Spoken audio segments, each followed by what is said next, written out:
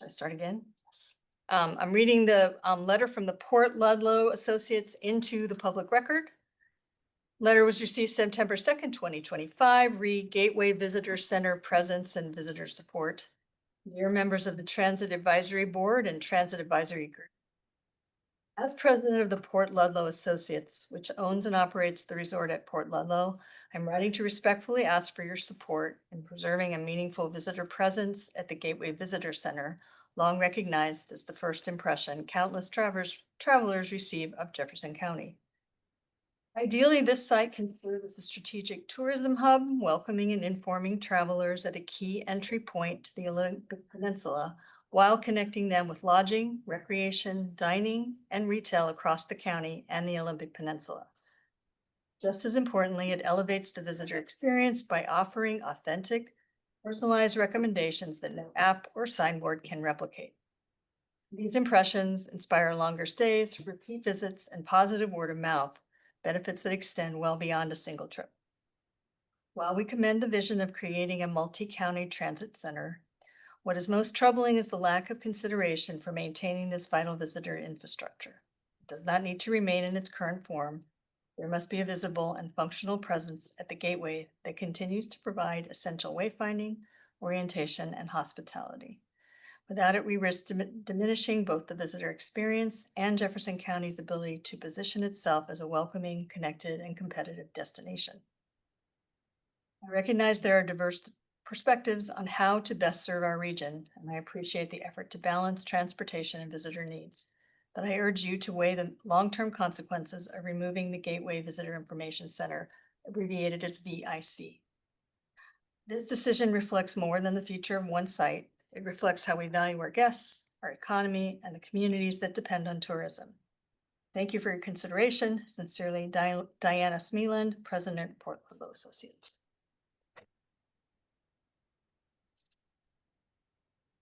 Does any member of the public wish to give comment? If you are online, please raise your hand. If you are on the phone, press *9 to raise your hand and *6 to unmute. Tag members will be muted during the public comment period. I'm not seeing any public comment online. Hands raised. Okay. With that, then I am closing public comment.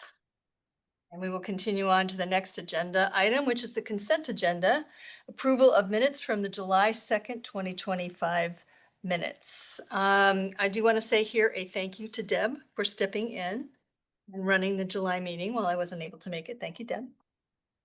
I would like to call for a motion to approve the minutes from July 2nd, 2025. Is there a motion? I would just point out the one small typo that I have already reported to Amanda, and she will fix it. Received. Okay.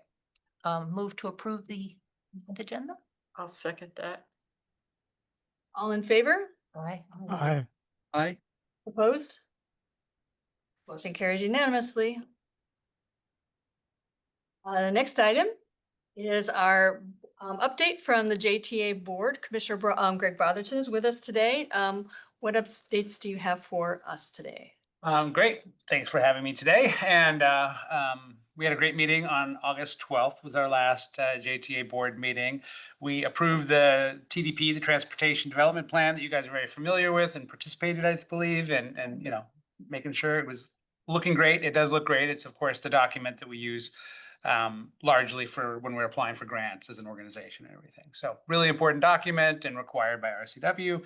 We also, Sarah Peck gave a great presentation about the service changes, which are going into effect on September 29th, I believe. So it's really exciting to see our new, what is it? COA stands for? Coordinated? No. Comprehensive Operational analysis. Operational analysis. I can never get too many acronyms. But to see that manifested already with the one that especially dear to my heart is the midday service on the Brennan-Quilcene #1 route, as well as turning the 11 into just the 11 rather than counterclockwise and clockwise. It always made me a little dizzy. And then adjustments to the 4 line as well. And then there was some dial-a-ride adjustments. I think it's kind of copying, because they provide the same service like to Brennan and everything, so in the middle of the day and everything. And the expansions into new service areas with Dial-A-Ride is not happening this year. No.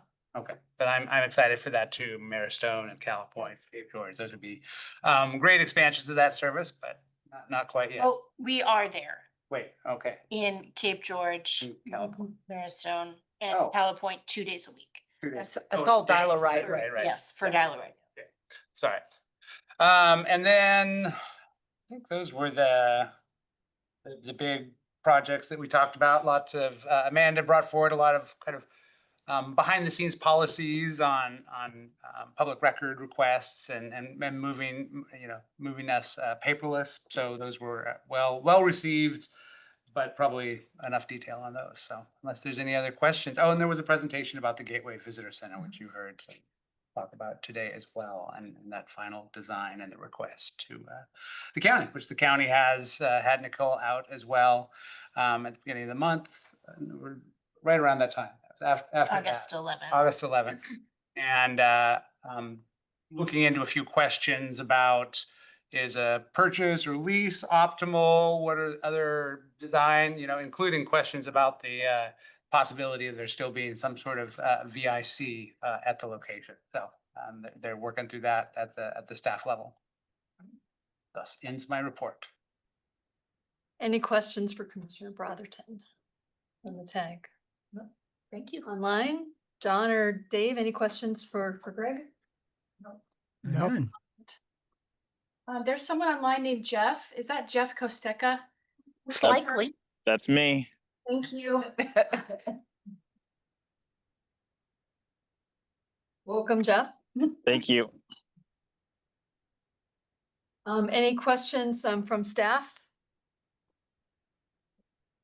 Okay, well, in that case, thank you very much for that update. My pleasure. We're gonna move on now to staff reports. Nicole, would you lead us through a few items? Sure. First, I'll talk about ridership just very quickly. The ridership numbers are in your packet, so I won't go through each one. But in July, Jefferson Transit averaged 952 boardings per day on the east side, which is up from it's systematically going up in daily boardings, so that's great to see. JTalk numbers are still down. In mid-August, I took a trip to Forks, and I rode the route between Forks and Amanda Park just so I could possibly get a better idea of what's happening. Lots of construction, so we started off on time and then we were late the rest of the way. However, there were folks that were boarding throughout the route, so getting on, getting off. So still not quite sure why we don't have more riders on that service, but still working on it. And it was good to get out there and just kind of see the drivers in action and just get a good feel for that route. It's not my first time, but it's good to get out there and ride the route. With our electric buses, we did take possession of our third battery electric bus in either late June or early July. That one was a little bit of a surprise. We were expecting it later in the year, but she arrived early. And so we've welcomed it into the fleet. Anytime that you are accepting a new bus, there is a process to go through before it can be put out into service. And it requires maintenance staff to go through the bus and do a series of checks and then document anything that may need to be fixed. So it's not abnormal to receive a bus and then have the manufacturer need to either make some repairs or come out and inspect. So our two buses that we have now that have not been out in service are 602 and 603. 602, if you were at the fair, you saw it on display. All repairs have been made on 602. Operations team is finishing up doing some training on 602. So 602 is different than 601, which is our first battery electric bus. So just different enough that it does require some training. So we're finishing up the training for operators. And also there is a new passive restraint system in 602 and 603 for wheelchairs. So John was helpful. He joined us at the fair while we did some demonstrations of the new passive restraint system. So thank you so much, John. But again, just working on getting all of the drivers up to speed on those two buses before we put 602 into service. We are estimating probably mid-September that bus will be in service. 603, we are still working with Gillig to get some repairs done. Some of them are cosmetic. They need to redo some of the paint on the front of the vehicle. But that one, I don't really have a firm date of when that will be in service. It just depends on Gillig and when we can get the paint repaired. Commissioner Brotherton talked a bit about the park and ride / Gateway Visitor Center. We have been talking about this since the beginning of the year. A site plan was completed in June by SCJ Alliance. On August 11th, I had a good discussion with the county commissioners about the possibility of Jefferson Transit purchasing that property. Some discussion about leases was brought up. Essentially, some homework was assigned. So Josh Peters and I have some work to do before we go back to the county commissioners with just some additional information. No date has been set for that yet, but I'll keep this group apprised. Commissioner Brotherton also mentioned our service change, which is happening on September 29th. That coincides with the new bid pick for operators. Super excited. Operations staff has been working really hard on making those service changes come to fruition. The number one Bring and Run, the midday, which will run Monday through Saturday. I think it's really going to open up some more travel opportunities for folks in South County. We've also been working with Mason Transit to make sure that we can have a midday connection with them as well. So there was some coordination happening there. The number 4, again, just expanding coverage on that route. Same timing, but just expanding that coverage a bit. Really to kind of provide some coverage where taking away the 11B would remove some opportunities to quickly get to the co-op and Kearney. So really excited about those changes. And again, those were 3 recommendations that came out of our comprehensive operational analysis. The beautiful part about that analysis was it really did give us a strategy moving forward for what can we do in 2025, what should we be working on in 2026, 2027, 2028. So super excited that we are able to take 3 of those recommendations and immediately implement in 2025. Does anyone have any questions? Yes. Are all buses female? Oh, Referring to I them? should not do that. It's okay to have That any is gender very shifts. I'm just old curious. Is it, school. I mean, maybe I mean- employees are male? I don't know. No. They're all they, them. You know, Jefferson Transit is run by all females, so our fleet is. Okay. I mean, I'm just looking for an answer. I don't have a position on it. Yeah, no. I don't think I'm going to take a position on that. You don't have to. Okay. Any other questions? No, we're just as excited as you are about the schedule changes. I can hardly wait. Very excited. I could never figure out what side of the street to be on. Now you don't have to. Now I don't have to. The uncertainty is gone. Yes. Almost. And every 20 minutes. John, did you have a question? Yes, I was just curious if the Google mapping had been changed to reflect the new schedule. Not yet, because we don't want to confuse people. Okay, So on the 29th, those changes will be reflected. good. But yeah, that is something we've thought about and planned for.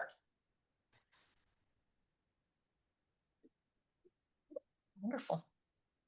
A question for you, Nicole. In the packet, there are a couple different site plans for the visitor center. I believe we had a correction at some point that the correct one was on page 17. Yes. That's good, something just good to remind our group of. As you're looking through your packet, please focus on page 17 for the current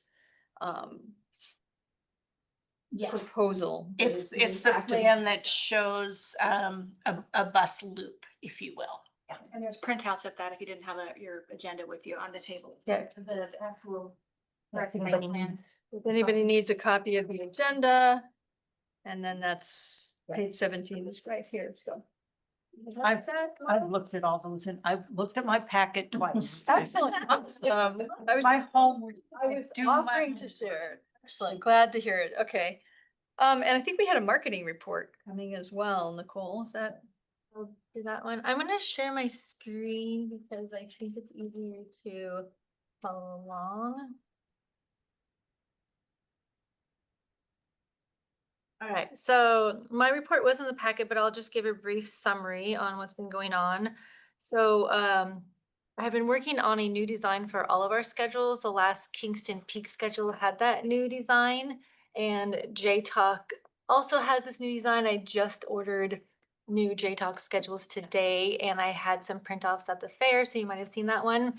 And we've been working on the new main schedule that will also have the same look and feel as those. So everything will be consistent in look, and this new schedule will have the new service changes. So it will be out there on September 29th for everyone to see. There is a picture of the cover of it on social media, just so that people know that the new schedule, this is what it's gonna look like when it's effective.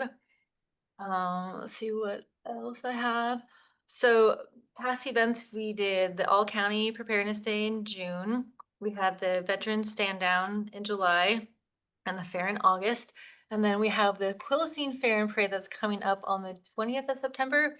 I'm working out the schedule. I haven't got details from them yet, but if anyone would like to volunteer for either being in the parade and handing out swag or helping with the booth, let me know, and then I can, when I figure out the schedule, I can email you if I need help and situate you where it works. So you can always email me or call me if you're interested.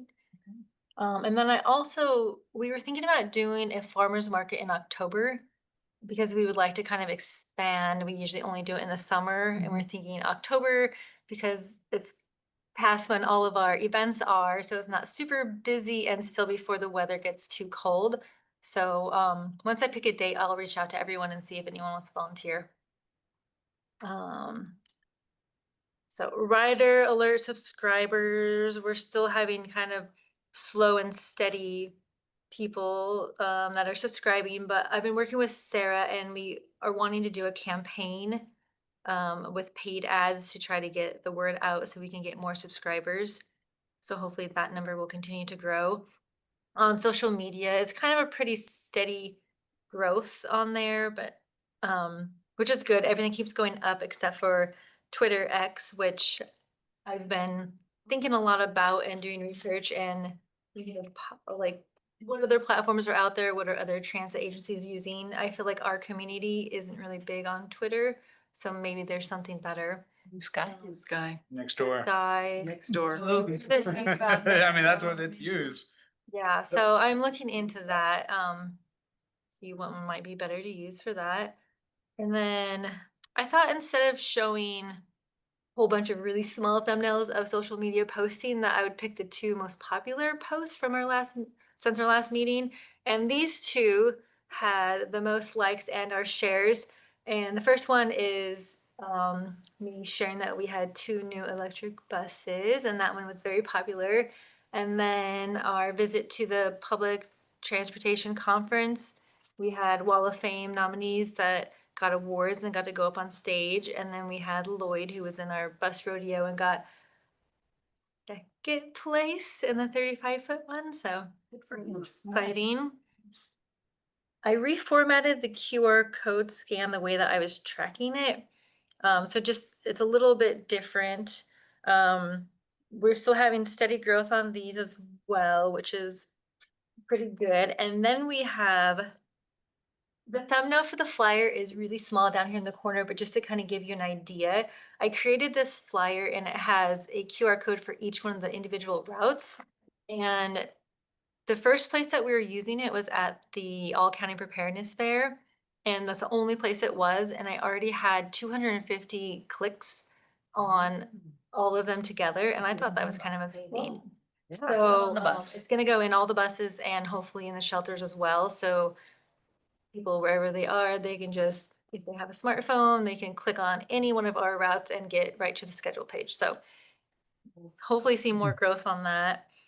At the Jefferson County Fair, the theme was national parks. So I tried to design some flyers for my display, for our display, that showed how we get people to parks, campgrounds, and trailheads. So I did Port Townsend area, Losine, Brennan, and then the Olympic National Park, which there's a lot of fun campgrounds and parks and trails all around that area. So I'm hoping that we can use this for more stuff and promote people riding the bus to get to these fun activities. And that is all that I have. Well, thank you. Thank you, Kelly. I think we had one more item under staff reports, and that was just a reminder about online references for tag members. Kelly, did you want to go through that, or Nicole, would you prefer to do that? The purpose of that was simply intended to be very quickly is all of you on the tag are likely very familiar with the site, but since part of our role is to advocate for additional ridership, it's just kind of a quick overview to remind ourselves of all the information that's on there for somebody that you might meet that says, I want to ride the bus more. And you can know where to direct them to on the website. So I think we were just going to take a minute and do that. We can talk about it. Great. I made the slide. Over to you, Amanda. Yeah, just real quick, on that, on the, our main page is www.jeffersontransit.com. The big thing that questions we've been getting is how to find the records and the documents, like the comprehensive and operational analysis, the transit development plan, the climate action plan. We also have a lot of documents in there, like agreements, contracts, financial, all that kind of stuff. So you can find that in the records and documents section of the website.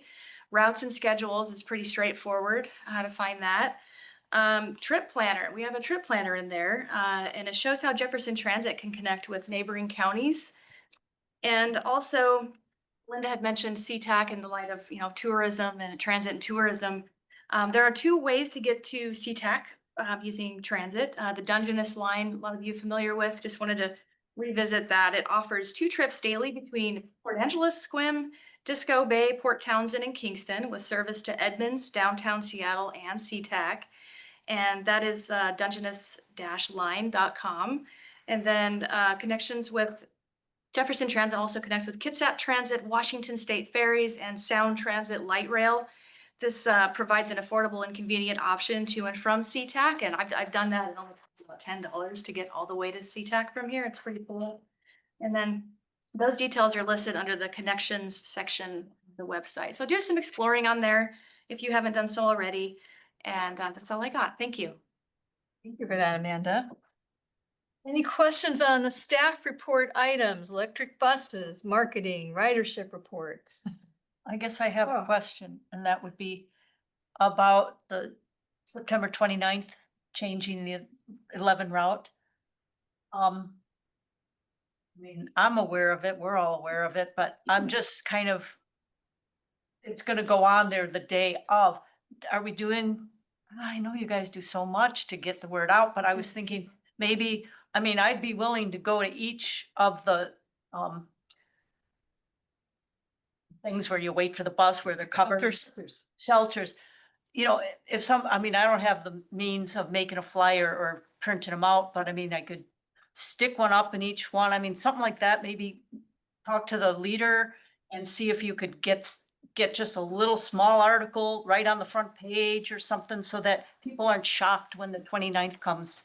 So I believe the article was in the Leader today about the service changes, and Kelly, over good. to you for Okay, more great. about it, what you're Yes, doing in yes. advance. So we have done a press release that should have been, I think it went out in this week's paper. I think the Leader did their own article as well. We did a writer alert and we did a social media post, and we have flyers that are going up in the buses and the downtown shelters. Great. And we're putting them in the shelters for the 1, 4, and the 11 for all the routes that are changing. Oh, great. So we are getting the information out there as best as they can.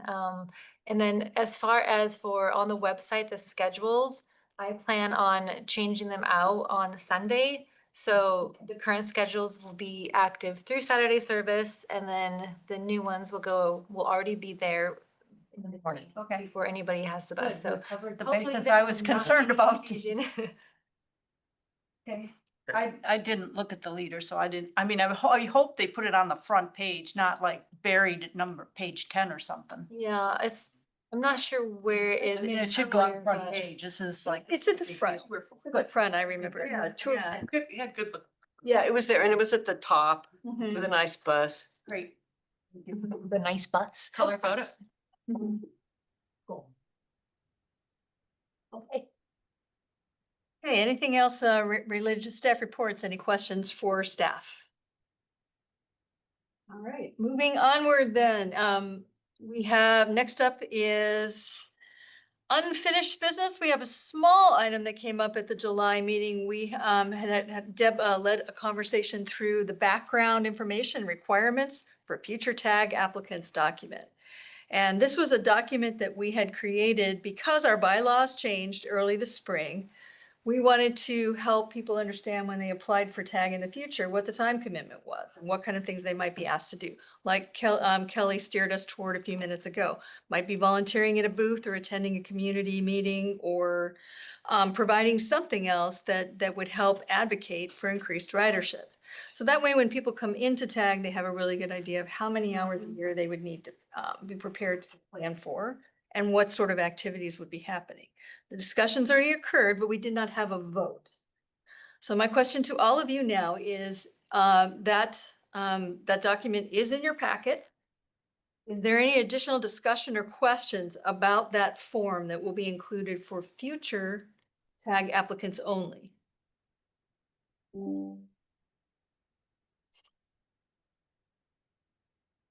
Doesn't look like. It doesn't, I hearing nothing, then, okay, all right, I'm gonna go ahead and just call for the vote. Is there a motion to approve? You can move to approve. I'll second it. Okay. Second. All in favor then, please say aye. Aye. Aye. Opposed? Motion passes. Great. Continuing our brisk approach to the agenda. We don't have any new agenda items for today, but I do want to say a quick thank you to Deb and John who volunteered for shifts at the county fair booth for Jefferson Transit. Thanks to both of you. You were also there. Thank you. All of us had a good time. Yes, a good time was had by all. It is, yeah, good team building exercise. So that was awesome. Continuing our brisk pace, I'm going to ask our panelists to come forward to the table. We're going to have a discussion on transit and tourism. Where do you want? Actually, if they Right can, along the yeah, end? just along the, so we have a chance to see you and hear you. Microphones are here. Why is it here? Oh, Thanks, Tim. He's here. That's why he is here. He's excited. Yeah. Right, hearty welcome to our panelists.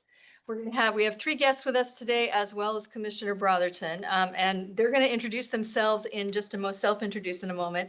I'm going to provide about a 2-minute overview of what we're going to talk about and why we're talking about it. And then it will be over to all of us for an informal conversation for the remainder of the meeting, until we look at agenda planning for the next meeting. So this is the 3rd session in our education series. We talked in March about trip planning, or May, I'm sorry, I talked in May about how to use cell phones for trip planning. And then in July, we discussed how transit supports affordable housing.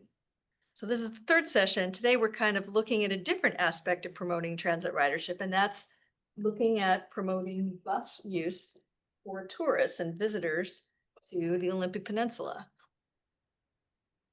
So that's, so linking to other areas. So we think about sometimes about the Olympic Peninsula being a challenge to reach without a car.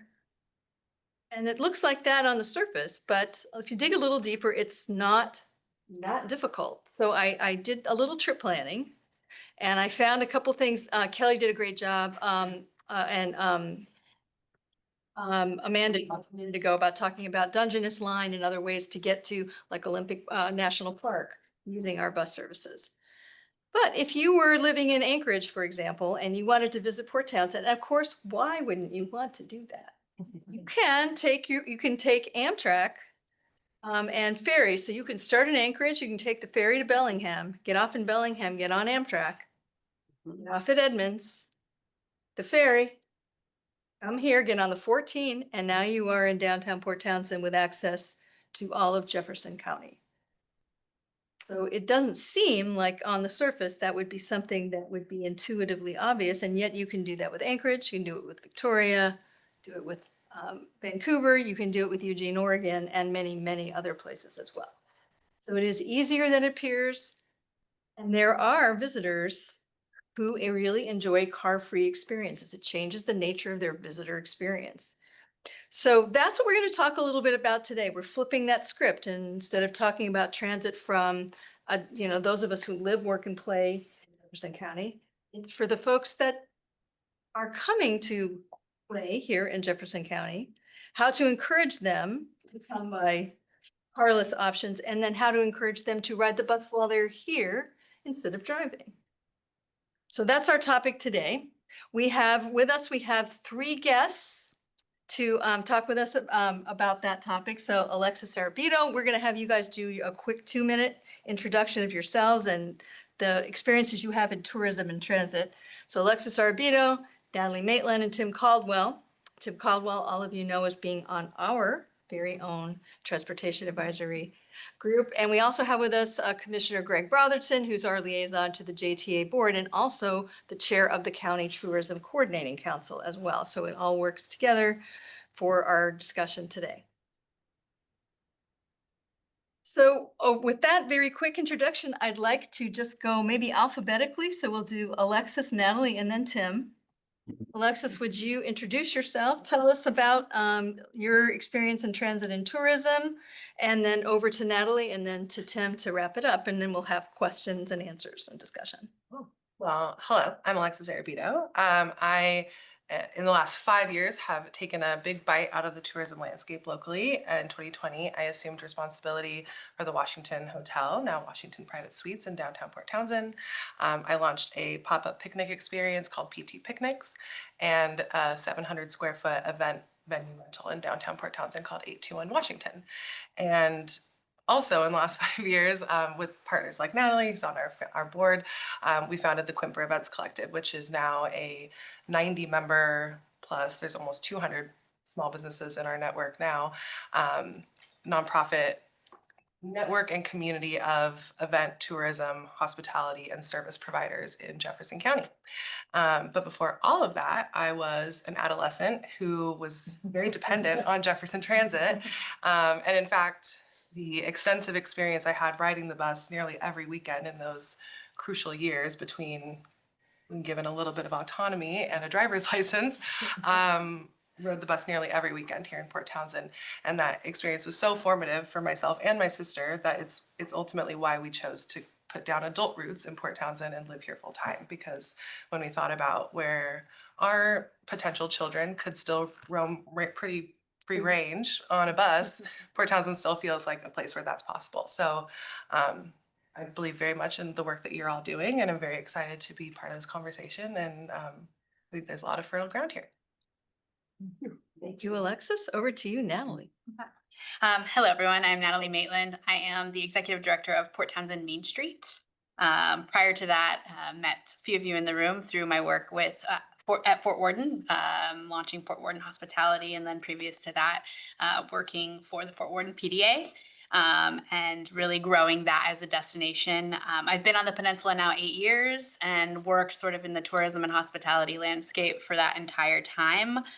Prior to that, though, I worked in marketing, and then I started my career in journalism, but really understanding people and how people interact with information has sort of always been a thread throughout my professional career. And I really like looking at sort of the customer demographics, the customer message, and really that brand positioning. And so I'm going to kind of bring that lens on how do we need to talk to people who we want to use transit for tonight's conversation.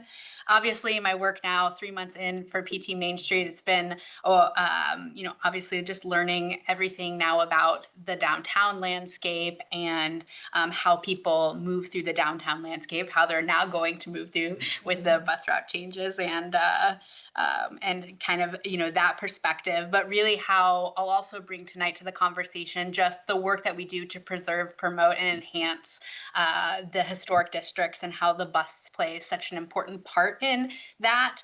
Both, I think it's important for us to talk about tourism, but it's also important how the people who work in tourism also use the bus, because tourism doesn't exist without those hospitality workers who support them. So I won't let us forget about that as we talk about the conversation tonight.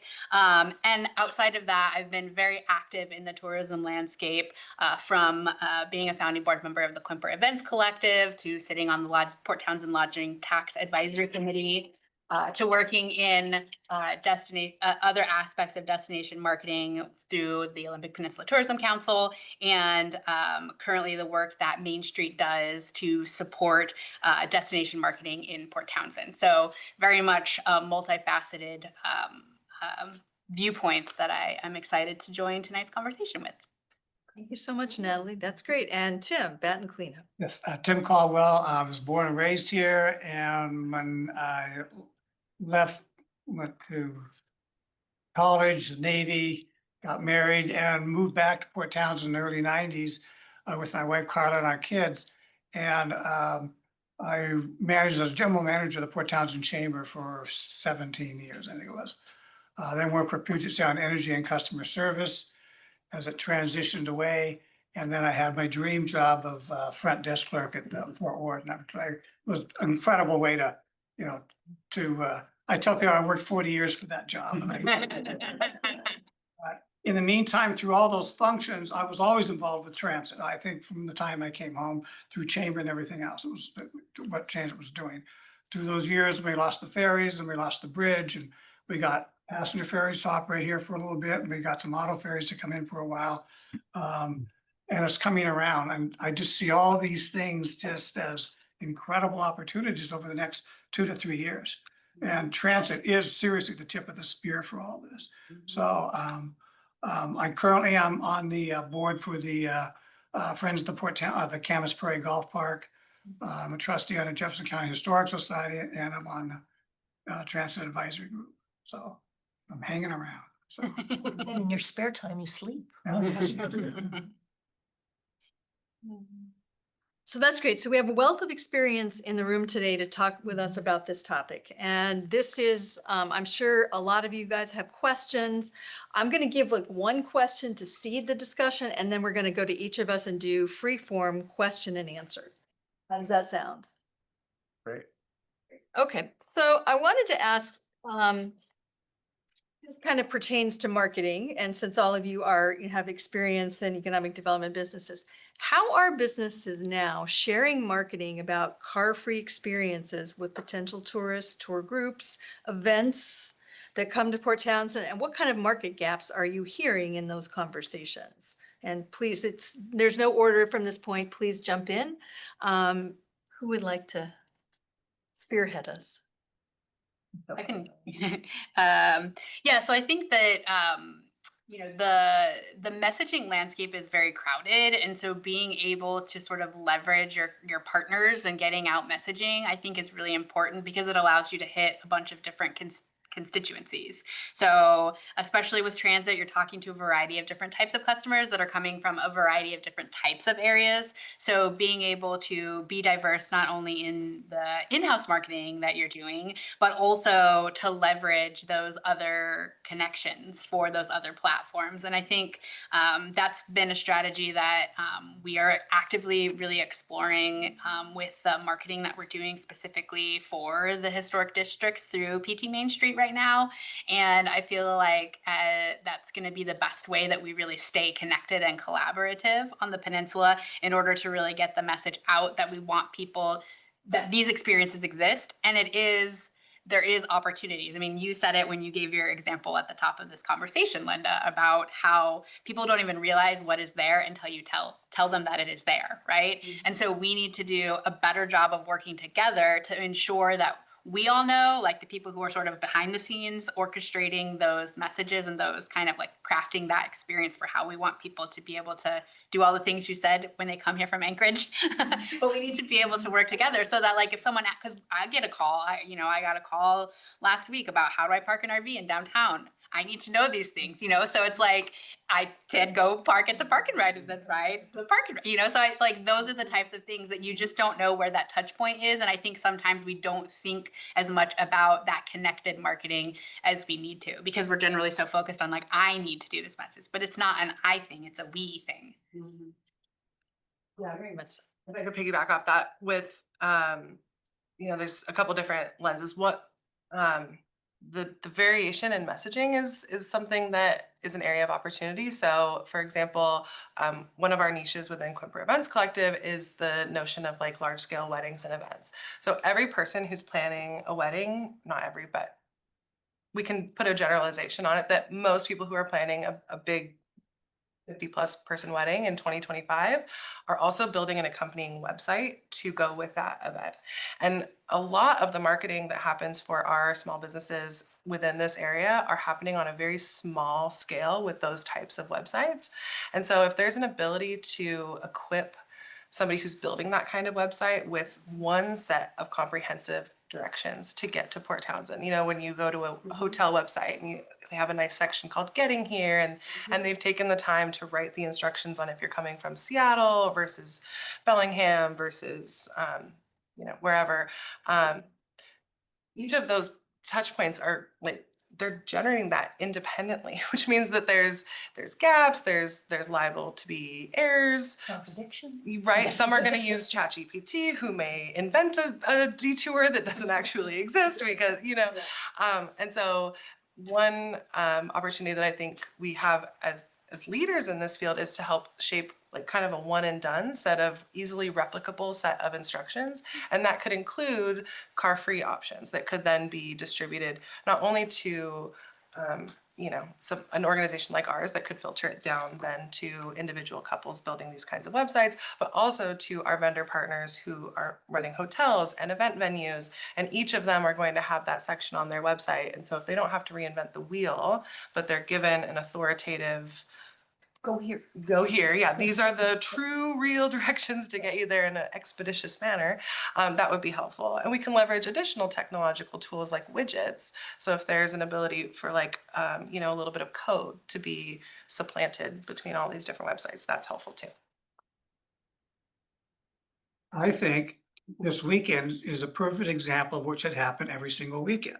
Now, why does the message work just on Wooden Boat? And then congestion is certainly part of it. But if that message is clear, concise, and continual, people will come in every weekend and turn left at Haynes Place and take the free shuttles. And it's interesting that this is the 30th anniversary of the Haynes Place Park and Ride. And we've certainly come a long way. I mean, now we have free transit and we connect to 2 other counties. And as you're saying, these trip planners, if we could, it's like if you have a single point of contact that can get you completely around the peninsula, like Vivian did, this was just a great article. I mean, to build on that, where you could layer bus routes, waterborne and ground on top of accommodation, on top of events, that if you're in Anchorage and you want to go to Wooden Boat or you want to go to something out in Forks, you can get a way to get there. And it ties to, we are still, for Port Townsend, we are still a Victorian seaport and arts community, but our marketing hook is now off the path and on the edge. And it's self-evident that we're off the path. We're a peninsula on a peninsula at the end of a 2-lane road. But on the edge, this is Like where, that description. yeah. But on the edge is like, where are we on the edge about transportation? And it is to lead with, we're different. You come here a different way. And it's an inexpensive way, it's an easy way, it's a frequent way, that kind of a thing. But do we focus on a niche of, we're looking for people who don't want to come by vehicle? I mean, how big is that market? How close are they to our infrastructure that we can bring that over here? And you could do this on a really, that you have a whole package plan the minute you get off the airplane, And there are organizations that you can leverage, like if people are comfortable with like strictly they're just gonna take the bus and it's gonna put them in a location. But maybe there are people that are coming via bicycle and then they need to connect to a bus to get to a different place. Well, there's an organization that has a great network of trails that like we could utilize in partnership with like, here's how to get here. And so it's really about like that opportunity to sort of choose your own adventure. And like, if you look at the types of people that come to Port Townsend, they are like those archetypes of those types of customers are people who will try a little adventure. Now, it might be someone who is like, I have disposable income, so I bought a kayak because I want to try to get in the water. That's a sense of adventure, and they still have an opportunity with whatever mode that they're coming in to be able to do that opportunity. And so we just have to make it sort of fun. The fact that like there might be a wait time, like earlier today I was doing a little bit of research, and so I went onto the website and I was using the Google Map feature to go from, and I typed in going from Uptown to Fort Worden in a variety of other searches that I did, but I could walk there just as fast as at that time of day. That's how fast the bus was going to get me there, right? But you have to make that part of the experience. And that's something that in general marketing, like not specific to car-free traveling, that has been a tactic that has worked for this destination, is like, it's all about the journey, because, you got to get people over the bridge and 2 hours outside of Seattle when they think it's like 10 minutes on a map or whatever when they look at that. So I think like those are some of the things that like we could expand upon, some of those foundational things that have been in the messaging for tourism in the peninsula for a while. We just need to adjust that for what is happening now. People are more apt to take that adventure to the next level, which is coming here car free, which might not necessarily be just the bus. It might involve others. So we also have to make sure they know that they can bring their bike, or potentially at the new park and ride facility, there's bike lockers where people can lock up their bikes if they're needing to not maybe take it down. So just thinking about those ways to make that experience something that is enjoyable for people. I mean, because we've all had bad travel experiences where we've missed our connection and we just want to get home and all those things. We sort of have to overcome some of that sometimes when we see that it's going to take us a half hour to ride the bus from Uptown to Fort Worden. So. Well, if you're at Haynes Place Park and Ride and you see a bus that says Kitsap, Fort Worden, and Sequim, that's a long way. That's a long bus, that's a real bummer. So. Yes, it is. It's like going into a European train station. You just know you're gonna get on the wrong train. English. Yeah. Outreach is also really important. So when I was managing more actively the hotel, we actually opted to use one of the short-term rental platforms, Airbnb, because their trip initiated with a conversation, and most of the other booking platforms like don't have that. Well, it's an underutilized technology. I don't know if you've all stayed in a hotel recently, but like if you use Expedia, which I recently used to stay in Seattle, there's a messaging platform now built in with Expedia. So your hotel will likely send you a pre-check-in message that helps orient you to parking and like some of those basic things that you need to know before you check in. And so that's again where if we have some like streamlined, consistent messaging that organizations like mine and Natalie's can help like put in the hands of hospitality professionals who are then able to put them on their website and help initiate a conversation that says, how are you planning to get to Port Townsend? Or did you know you can come here car free?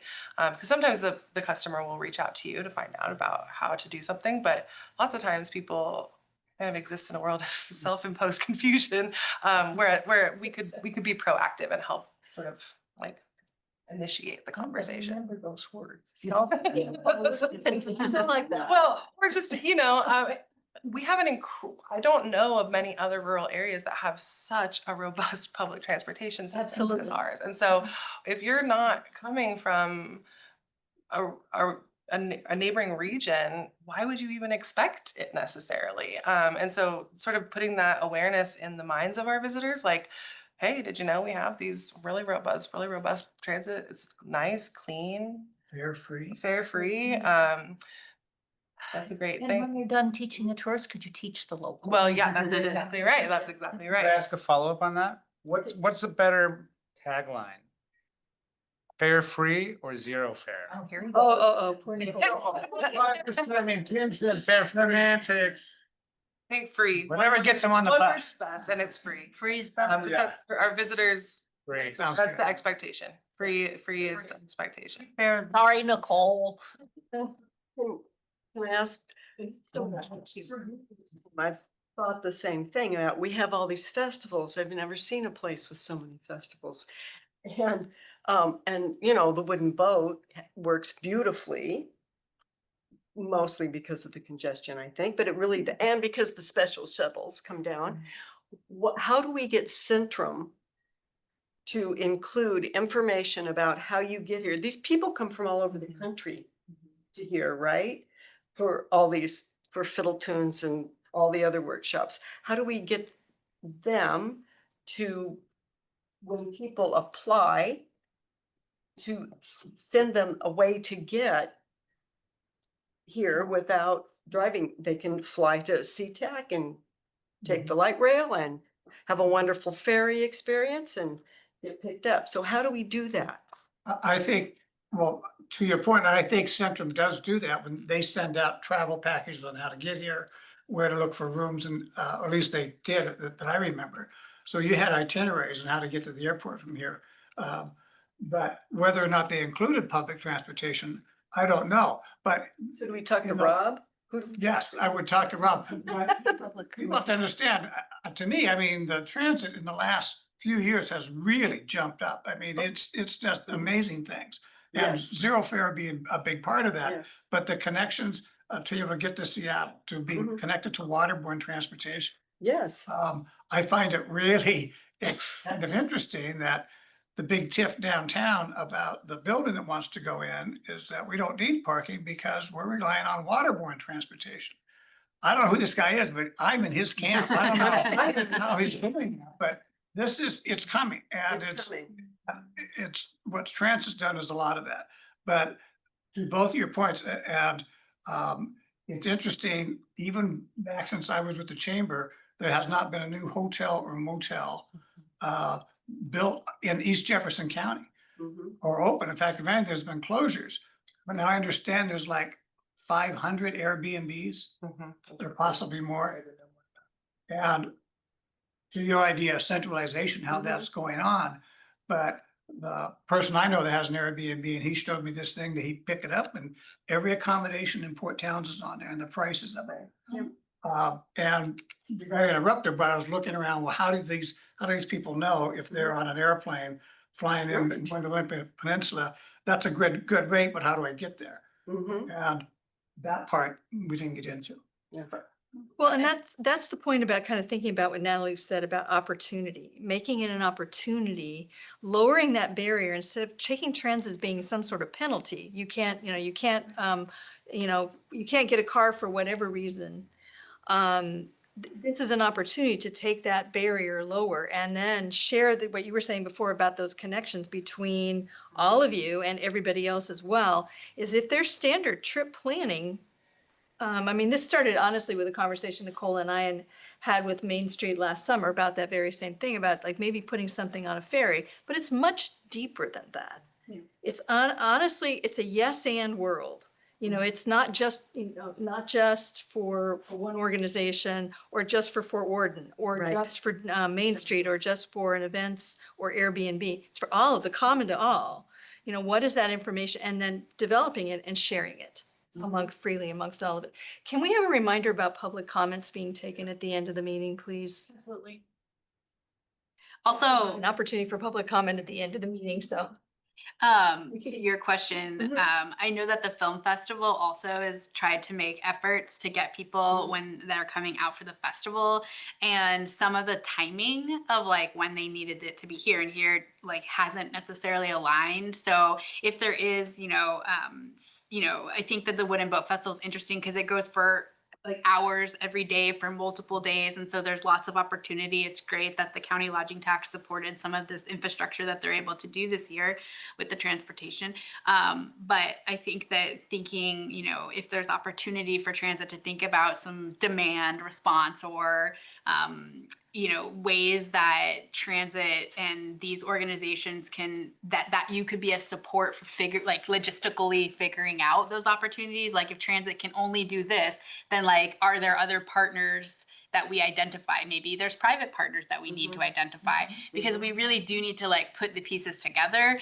For a lot of these small organizations, like they're planning so many things that in order to make some of these things extend beyond what the Wooden Boat Festival has. I mean, Northwest Maritime is a fairly large organization for our area. We need to have more support and more resources, just education, because I think that they want that. It's just that those types of opportunities aren't available. So that could be a really good opportunity to have a connection point. Did you, can you repeat what you said about support for transportation? So like working with other like events and looking at like when they have the demand for those needs. So like, Did you, sorry, did you allude to financial support for? I mean, that could definitely be an opportunity. I just want to make sure like that we're clear that Jefferson Transit is providing Yes. these services, but we're not receiving financial support from any entity. But we're happy to do this because 75% of our budget is based. Oh, sorry, I alluded to, I know that there was a lodging tax opportunity that the Maritime Center Oh. specifically got. So that might have been, Okay. yeah, sorry, that was what I was mentioning. No, Transit can't. I know, and then what, so I guess to clarify, like, that is that opportunity, and what I see as an opportunity for transit would be to be able to help, like, to support them through your resources, right? Right. So, like, if transit said, we during this time we could provide this, and then maybe it is, Quimper Events Collective has a list of private transports, and so it's just like connecting those resources together to make it work so that it's logistically easier, right? Because especially for smaller organizations that are focusing in on making those experiences with their programming happening, like sometimes that might just fall off because they're like, we don't have opportunities to put resource to this. So I guess my point to that was creating those connections more than financial resources. So yeah. And that could be something in the community as well. I mean, now we have an electric car share. We have some bike rental, not a lot, but some. And we have taxi service in Port Townsend, not necessarily throughout the whole county, but the beginning of the idea is there.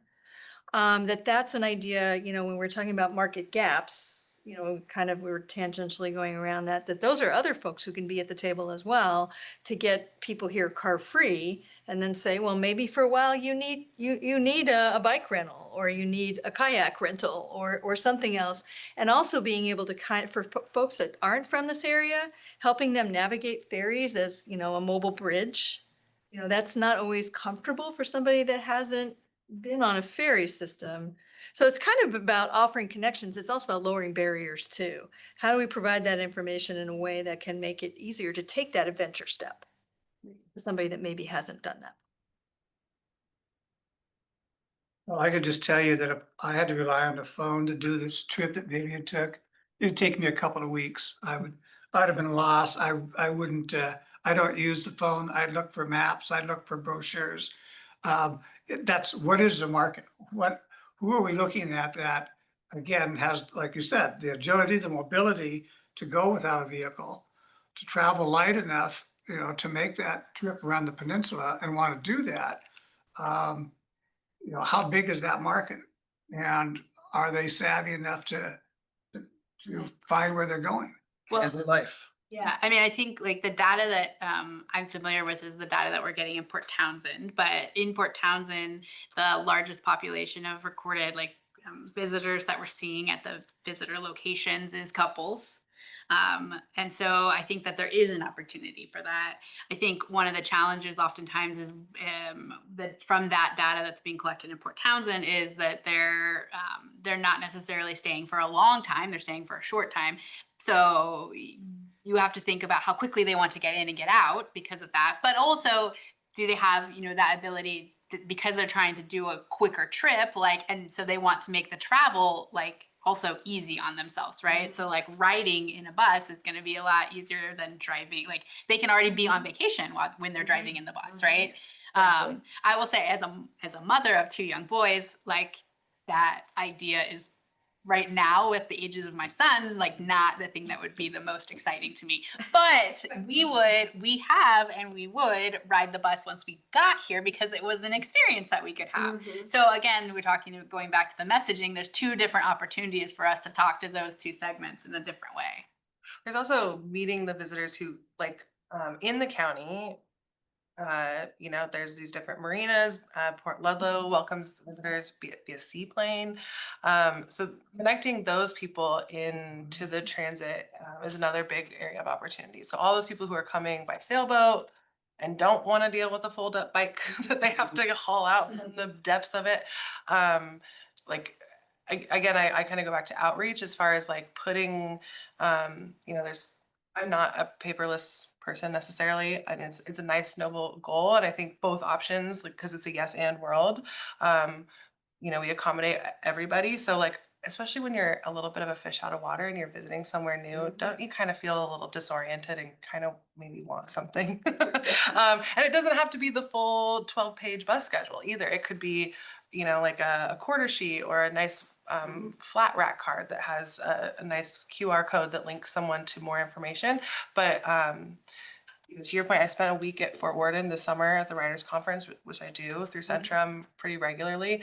And a lot of my fellow campers, as I call this, come via the shuttle from SeaTac and feel very kind of stranded at Fort Worden with a variety of food options that may or may not be available, and or just want to get to go into this charming town that they've heard is sort of over that hill over there, and have no, again, to my earlier point, maybe even concept that we would have such a robust, beautiful transit system that could connect them. So empowering Centrum, who sent 3 solid emails at least before the conference with all your pre-check-in information, could easily have another paragraph there.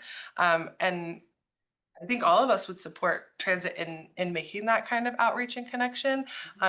You're not bothering anyone by supplying information that would then improve the quality of the trip and experience that people are actually having at the end of the day. So that's a help and a great one. Before you ask a question, I do want to give Kelly, we were working on the new map for Port Townsend, and Kelly came forward and said, let's use this QR code to put it on the map to transit. So some of those things, there is opportunity there to build on that one example countywide and with Clallam as we connect, because we see people wanting to go all the way out to the Olympics. And so we can't forget about that larger connection too.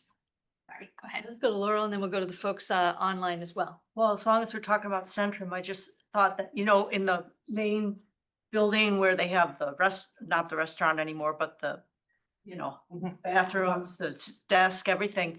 Maybe if transit had just a little thing that had number 2 bus schedules in it right there, and say this, a little sign that says, this is the bus you can take to the fountain downtown, and then you're downtown. And it's a bus schedule, so they can look and see, oh, well, when do we come back? When do we go? I mean, people are pretty smart and independent. So I think if maybe, for just Fort Worden, put some Fort Worden number 2 bus schedules up there. And, because they have that big bulletin board right before you go in the bathroom, or what used to be the Revelry. So that might be something to do. Yeah, sounds good. Let's go to folks online as well. Questions from John, Dave, or Jeff?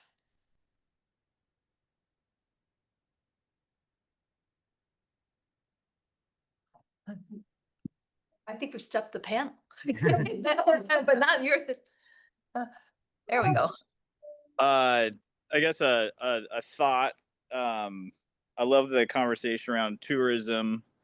How do we get people out of the car that come to visit here? I think it's really tough until we have a more robust hotel network. So that might be changing in our downtown. But as someone mentioned earlier, we have a lot of people coming here for a short time then leaving, which I think is just a challenge. Not impossible, but a challenge to use transit to get here without making it a longer trip. Some pieces that would be helpful to be in place, I think that could accommodate tourism using transit. I would like to see a focus on starting small and local, and then branching out. So we're working on the extra transportation plan, and there's some other opportunities that are probably outside of the city's direct ability. But I had a conversation with the Creative District today about possible grants they might go after that will better connect the downtown to the fort with the Creative Art District. So some kind of low cost wayfinding, whether it's street murals or some kind of painted symbols on the street to better connect those that are visiting to if they brought a bike or if they want a long walk to get from the fort to downtown. And then another opportunity may be in time, those that are arriving to the fort that don't have other transportation, maybe they want a bike. So it'd be another possibility is a future private industry doing some kind of bike share in our community that could be a big piece to help bridge that gap when transit maybe is not available after hours. Maybe a lesser feeling of feeling stranded, or the potential of feeling stranded. Because I think that then brings up, there is some gaps, right? And Mhm. Sunday service, we don't need to Yeah, go down that rabbit hole, but That's the big again, gap. there is a gap there that then does create, especially for people who are coming in on a Friday and leaving on a Sunday, for those, especially in the off-season times when they are coming on weekends, that does create a little bit of a gap in the bus component of it. Are there Sunday alternatives that we could, my big fear is always being stranded. Yeah. And if I'm traveling, I'm always worried about that. But you're talking about like there are all sorts of alternatives if we provide that information. Well, I mean, I think it's understanding like where someone could meet the other half of that, right? I mean, you have Rocket Transportation. If someone's looking to go to the airport on a Sunday, a private transportation company, like, does that become part of a suggested itinerary for somebody if we are really trying to get them to come in through Jefferson Transit on a Friday, and then they're gonna have to have that option on a Sunday. So I think that there's opportunity through education. But that would be us trying to I think just acknowledging that need exists, and that might not necessarily, that's not gonna serve the most people, right? Rocket knows one company. And so what is the long-term solution? Then also as you get out into some of other areas of the county, like what then does make sense for how we want people to be able to move around? How do we also then need to serve, I'll put that hat on of like the workforce who needs to serve these people who are visiting us, and how then they need to be able to move around in the evenings and on the weekends. And so, just, I know that that's been addressed, and so we don't have to go down a rabbit hole with there, but it's just worth acknowledging as part of this conversation. One interesting thing about Sunday service is, I think everyone in this group understands that one of the reasons we scaled back was funding. At that time, Jefferson Transit just did not have the funds to support, and we also didn't have the ridership to support. And then for a long time, our surrounding agencies also weren't operating. They still don't, do they? So Do we others have? could get you to Kitsap, but for Kitsap, you were stuck. You couldn't catch a ride to the ferry. And this past year, Kitsap Transit launched Sunday service for their 390, and their 390 connects from North Viking to the ferry. Clallam Transit right now offers very limited service on Sunday, but they do offer their straight shot. which would also be another way that if we were able to connect at, say, a park and ride, where the Gateway Visitor Center is, that's another option for us to connect. And I think there's some trepidation with staff that if, the community is really asking for it, the community that talks to us, but will that translate to them getting on the bus? Because it is very, very expensive to run service and run an empty bus. Jefferson Transit for a very long time has been beefing up our service Monday through Saturday. So we've added routes, and that's how we've chosen to utilize our resources. And so when we're looking at Sunday service, and staff is looking at Sunday service, and we're looking at, what would that cost budget wise? But that is just something we're thinking about is that the best use of our resources? Will that have the greatest, impact? Or do we have to scale back somewhere Monday through Saturday? What would that look like? So these are all big questions. So sometimes it's just not as easy as let's run Sunday service. Then it's like, well, who are we running Sunday service for? Are we running it on specific routes? Are we running it on all routes? Are we running it at the same level? Can you do that? Do I have enough operators? That can be tricky. So there's a lot that goes into that, and Jefferson Transit staff, these are discussions that we're having like right now with the group is, what would that look like? The community is asking for that. But we definitely hear, because we are limited. If you can't get downtown on Sunday, that's a problem. If you can't exit the community on a Sunday, that's a problem.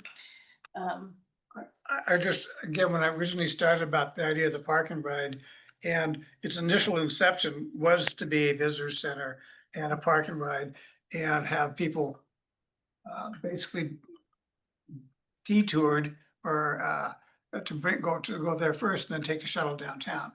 And again, because it's coming up this weekend, the cost and the energy and the stress of that, could that really be done 50 weeks a year? No, it's gonna take us several weekends to recuperate from one weekend. I can tell you, all staff. But that kind of, certainly where the lot was filled or at the capacity where every shuttle had people on it who were coming into town, going into, because it said I see what you're saying. downtown parking, rare and expensive, free parking, free shuttle. If we really sent the message, turn left because it's gonna be a headache if you keep going straight. Is there, Yes, that's doable. there's a better off the path on the end message than that. But the point But that's being, the point. if we intercept them, they go downtown, they're convenience, they're not lost. They know where their car is. Is that possible? Does the transit have to lead with that rather than trying to get the event coordinators that run these weekend events to do it? Or limited runs or season. It could be, Yes. as much as Yeah. within the tourism Yeah. ecosystem, we are constantly trying to move the season to be more of the shoulder and off season. And not just this peak time, but like, it's worth acknowledging that there is a peak time. And if that, if that's the negotiation is that, like the downtown shuttle runs May to October or June to September, like I would take that over nothing. Just because that is when our downtown visitors are there, and there's an experience of, watching this cute the trolley go by on Friday, and then maybe you're at the farmer's market on Saturday morning and you're like, oh, I'll do that later. And that you just, you don't get around to it, and you wake up on Sunday morning and you're like, all right, here I am with my coffee at the bus stop. Like, what the heck is that thing? I saw it all day yesterday, you just wouldn't necessarily intuit that it's not coming. And so to your point, like about being stranded, like I too would love an exit strategy. Like I love Port Townsend. I think it's charming and wonderful. And I have enjoyed my trips here before I fully lived here, but I would like to know that I can leave if I need to, or if something came up at home. Just to have the information out there so you know that you can't on a Sunday. Right. Instead of, like you say, guessing, I'm sitting here and there's no bus. So say so. Right. We are working on redesigning Haynes Place. And one aspect that I would really like is to have, well, there's a lot I would like, we'll see. What we get. But to also have like a welcome center, if you will. So the idea of folks coming and turning into Haynes Place as opposed to driving through town, but also a place where they could get information. And whether that's through QR codes or something of that nature. I'm not thinking that Jefferson Transit would come, a chamber or a tourism center, but having an area where folks could get a better understanding of what their options were going through town, I think that would be really nice. If I could share that, on the I-5 corridor, there's many rest stops. I think these are managed by Wasatch, and several of them, particularly north of Seattle, have these like sort of kiosk infrastructure built to where different community groups can come in and serve as sort of a visitor or rest stop attendant, as you will. So like sometimes it's church groups or local community groups, and they can set up a little coffee pod and a little cookie station and help people who are passing through that rest stop with questions and orienting to the area. So that kind of model feels like the kind of like easy enough infrastructure to put in place, and then have other community partners come in so that it's not, we're back to being collaborative and it not being any one person and very much a yes and kind of world. Because those are just, it's just like a coffee shop with no infrastructure behind it, like just the bare bones, and it works well. So with that, I'm loving this conversation, and I wish we had time for much, much more, but unhappily I have to call us to a conclusion very quickly. But I do want to offer our panelists to give us a concluding thought before we wrap up for the day. One takeaway from the discussion, please, from each of you in any order. Well, I'd like to say that I'm certainly glad the Sunday issue came up, because that was hit me right away when we started talking about this. As far as the Rocket Transit being a backup, they're not wheelchair accessible, or so for some people that's not an option. Good reminder. Yes, very much so. Okay. Oh, so over to our panelists for one concluding thought and lightning round.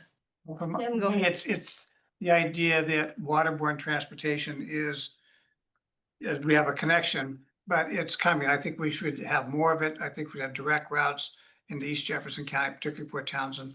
I think the downtown issues that are going on now between a new building and our iconic Hastings building on the auction block says that there is a real opportunity with everything that's going on right now to see how transportation fits into this. And don't forget, next year, the World Cup, we're gonna have people from all over the place. And then how are we preparing for that, and how are we gonna make ourselves accessible? Good points. Natalie or Alexis? I think that I know that there's a lot that transit has to deal with, and there's already opportunities that you guys are taking on and addressing. And so I just want to say I do appreciate that, and I see that, and I acknowledge that. And I appreciate you being open to hearing our feedback, and you've been taking lots of notes, so very much appreciate that. So I just wanted to say that first and foremost. I do think that there is a real opportunity, as we have been we've been reshaping our tourism landscape in Jefferson County. We've, as Tim alluded to, been really focused on that in Port Townsend, creating our new destination brand.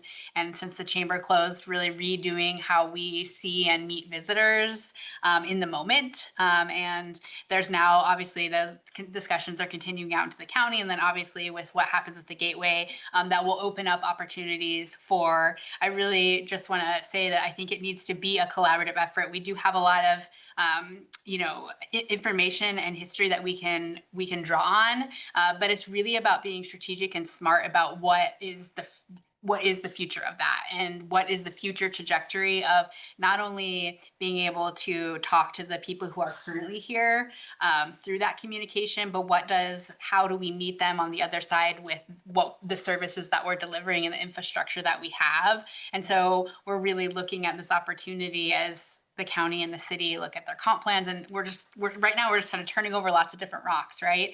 And so I think Natalie, I'm sorry, I'm gonna have to stop. Yeah, just having that continual conversation around what opportunities exist that can really be strategically thought about to make it a positive impact. thank you. Sorry for the, and Alexis, very quickly, 30 seconds and we got to go to public. Tourism is a really huge piece of the economy in Jefferson County. So I really appreciate the opportunity to share and to be heard, and for there to be some prioritization towards servicing the industry, both visitors, the workforce that supports that industry, and ourselves as tourists, because we'd like to park at the park and ride and get the heck out of here every once in a while too. So thank you for having us. A warm round of appreciation for our. Natalie, well done. We really appreciated the conversation today. If you could stick around for a minute for public comment, perhaps we can do that. I just want to remind everybody today that our next TAG meeting is going to be in November. In November, we are going to be discussing transit and disaster response, the role of transit that there, how and we're tentatively planning on having 2 speakers for that on a forum somewhat similar to what we did today, kind of more of a conversational format. And now it is time to go to public comments. Does anyone wish to give public comment? If you are online, please raise your hand. If you're in the room, please raise your hand. If you are on the phone, press *9 to raise your hand and *6 to unmute. Just a reminder, all of the TAG members will be muted during the public comment period. Is there anyone online, Amanda? At the moment, there's not any hands up online. Okay, let's go in the room then to Steve. Thank you very much for the conversation. I've been around with tourism and transit long enough, along with Tim, that there was a time that Washington State ferries didn't acknowledge themselves as being a player in any way, shape, or form in tourism, and yet they now will adapt their schedule for jazz and things like that.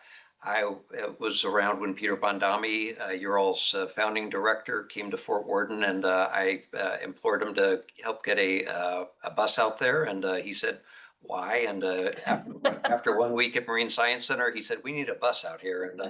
And so it's quite an issue, and I am really excited about the